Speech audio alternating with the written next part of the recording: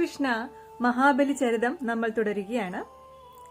ഭഗവാൻ വാമനനായി അവതരിച്ച ശേഷം ഭിക്ഷാടനത്തിനായി ഇറങ്ങിത്തിരിച്ചു.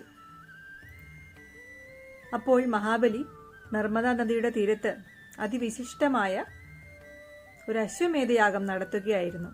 ഈ നർമ്മദാ നദി ഇന്നത്തെ മഹാരാഷ്ട്ര, മധ്യപ്രദേശ്, ഗുജറാത്ത് എന്നിവിടങ്ങളിൽ കൂടെ ഒഴുകുന്ന ഒരു നദിയാണ്.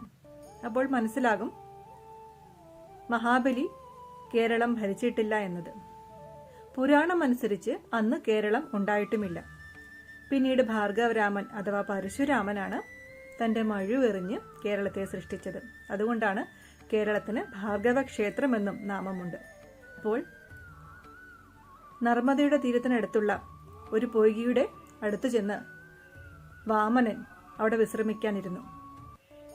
അതിലുറ്റ ചേതസ് കണ്ട് ശുക്രാചാര്യരും കൂട്ടരുമാണ് വാമനനെ ആനയിച്ച് യാഗശാലയിലേക്ക് കൊണ്ടുചെന്നത്. ആ വാമനമൂർത്തിയെ കണ്ടപ്പോൾ മഹാനായ ബലി അദ്ദേഹത്തിന്റെ കാൽക്കൽ വീണ് എന്തു ദാനമാണ് താൻ നൽകേണ്ടതെന്ന് വാമനനോട് ചോദിച്ചു.